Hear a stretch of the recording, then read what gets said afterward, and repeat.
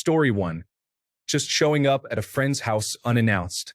No call, no texts, no coordination of any kind. You would just go over and knock on the door. Maybe they're home, maybe not, maybe they're busy. Maybe they're grounded because they got a bad grade on a math test, so they're not allowed to come out and play today. You just showed up and had to roll with whatever the situation was. Story 2. In the 1990s, not being able to get information on demand. If you did not know the answer to something, you had to wait to look it up in an encyclopedia or get to a computer to use the Encarta encyclopedia. Working out song lyrics by listening to the song and guessing what they were saying. Story 3. Without constant global positioning systems and maps in our pockets, getting lost was a very real possibility. Likewise, without a constant internet connection, sometimes you would get into arguments with friends about basic facts or trivia, like what is the capital of Wyoming, for instance, without anyone being able to look it up on the spot. You would just have to fight it out for an hour with no resolution. Story 4. Ordering a pizza or any takeout, you had to physically have their takeout menu with their phone number on it. If not, you had to find them in the phone book and order blind unless you knew the menu by heart. Story 5. Getting a page that read 911, followed by your friend's number, pulling off the road at a payphone, standing in a little cubby and dropping in 25 cents, and having your friend's mom answer, yell for your friend, and having them pick up and ask if you could grab them a bottle of strawberry passion fruitopia on the way over. Story 6. I am going to say how much freedom we had. There were no cell phones, so once we got dropped off at the mall or other hangout spot, that was it. We were gone with no way to reach us, and honestly, most of our parents were not looking for us.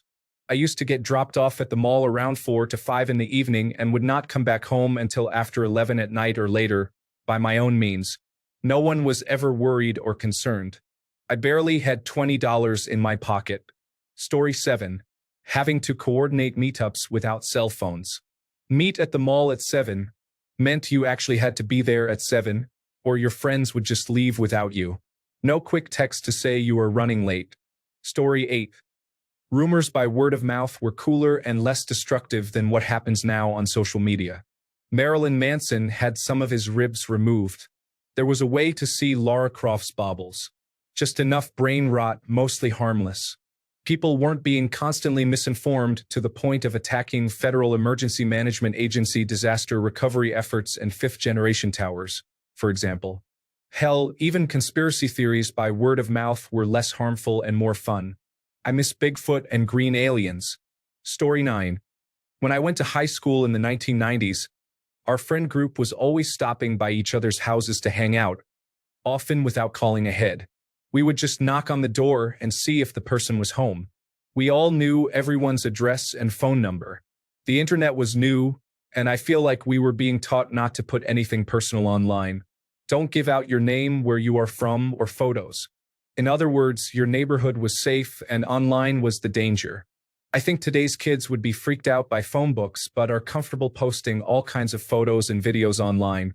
I don't know if I'm explaining it well, and maybe this was just my experience, but it feels like it all shifted. Maybe some other oldies like me can relate. Story 10. I feel like things were more fair with far fewer scams. When you opened a soda and the cap said you want a free one, there was no QR code, app install requirement, or internet form. You gave the cap to a clerk and they gave you another soda. Story 11. You could still smoke in most places, like restaurants and fast food joints.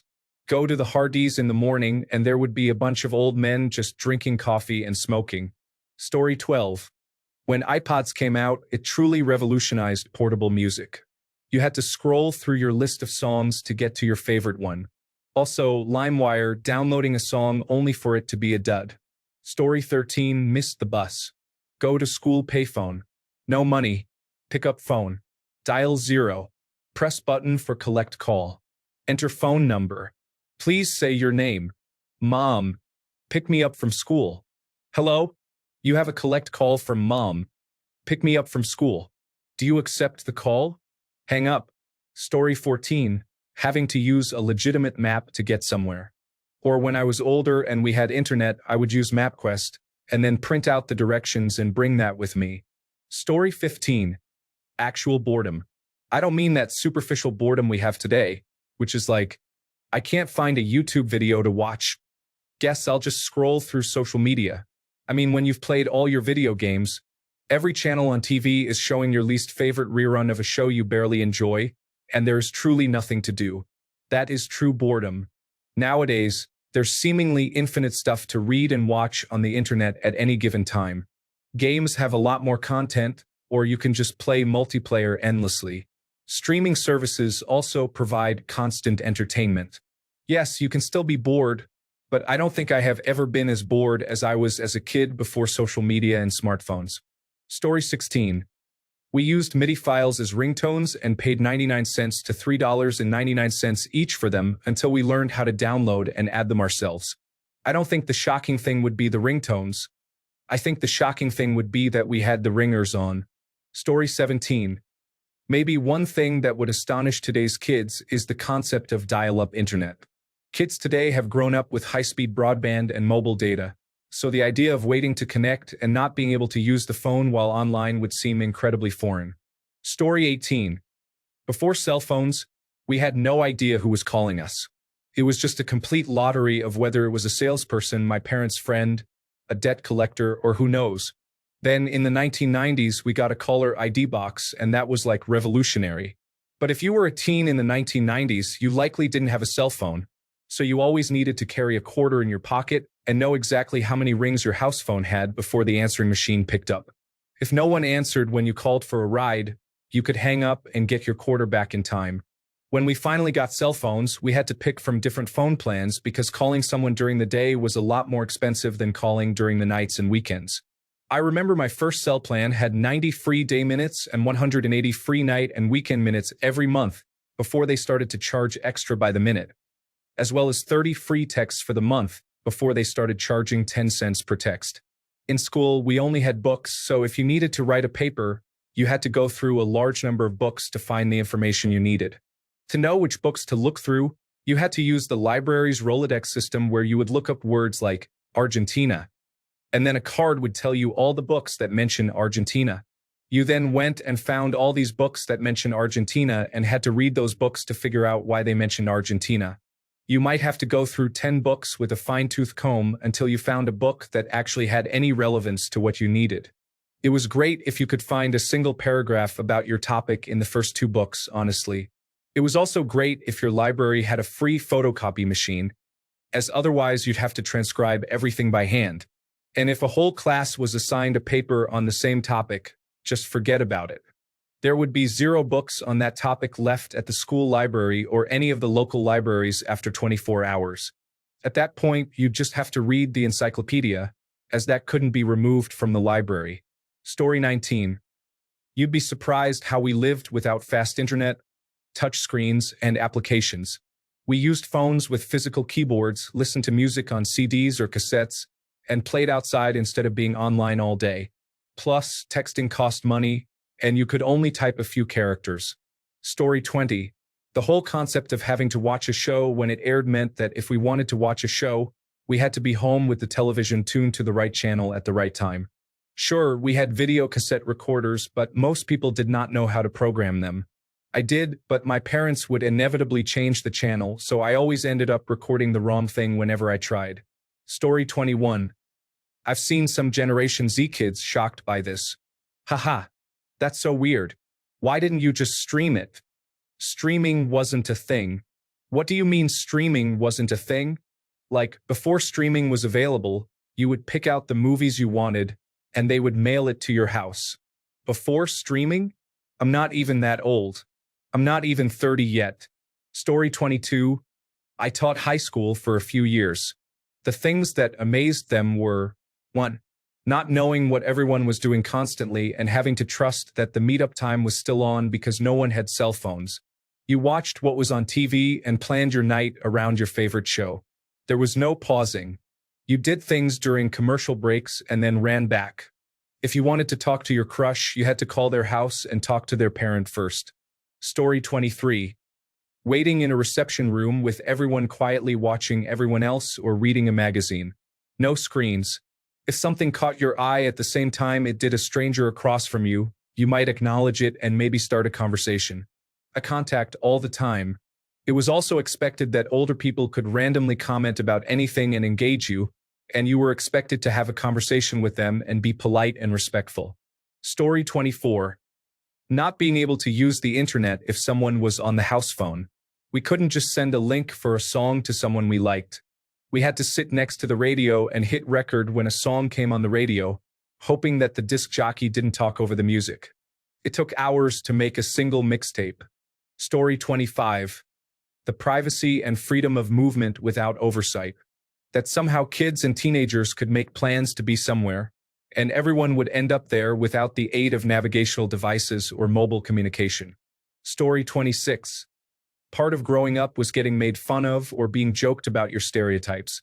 It could definitely be bad-natured and aggressive, but it was also often friendly bashing. I watched a Mel Brooks movie with my younger cousins, and they absolutely got none of the Jewish jokes, and one of the suburban moms felt it was inappropriate. This was a movie that my family, my Jewish family, generations deep, loved. These were basic jokes that every Jew growing up heard and eventually adopted as part of the self-roast. But the kids literally never heard them, and some woman was offended. To me, some level of stereotype humor is good. Learning to shrug off the friendly jokes just built up resiliency for when someone actually was trying to knock you down in a malicious manner. I worry about the psychological resiliency of children in my life, specifically that they won't have any or enough because they are never actually exposed to even benign stressors. Story 27. Commercials that encouraged abstinence before marriage. You could have your own website, but you'd have to program it yourself, using services like GeoCities or Angelfire. Before streaming, even before DVDs, once a show was gone, it was truly gone. If it wasn't released on VHS, you'd either have to find someone who taped it with their videocassette recorder, or go to conventions hoping someone else taped it and would sell it to you. There were a lot more stores in malls, and not just clothing stores, but stores that specifically sold toys, books, music, videos, electronics, and computers. Walmart rose to prominence during the mid-1990s, and you saw many of these smaller stores fold. It wasn't until the mid-2000s when the rest of them really started to collapse. If you couldn't find items in stores, you might get lucky and find them in catalogs.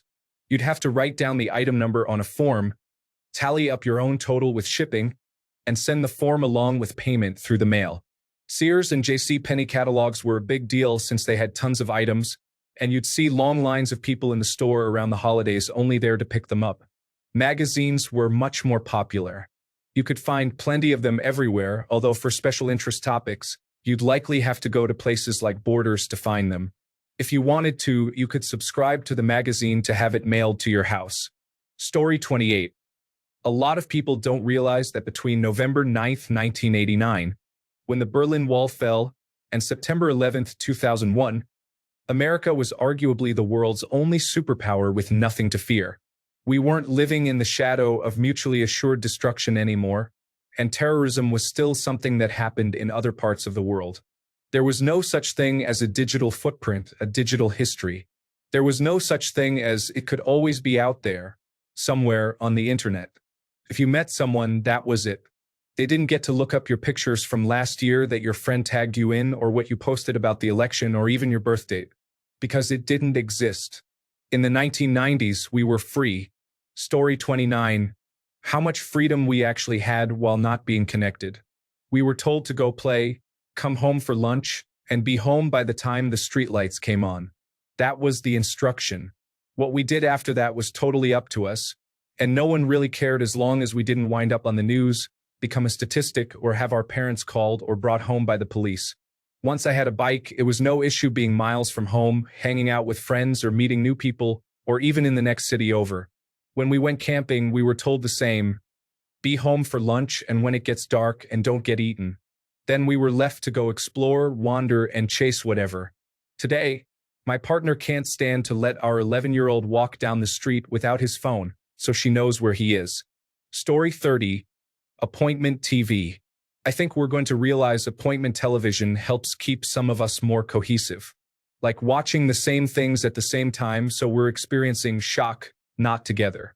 There's less bonding and being together, which then makes people feel further isolated. I don't think it's uniquely television's fault. I think it's contributing to our divide. Like it or not, 20 years ago, we all watched the same 4 or more channels.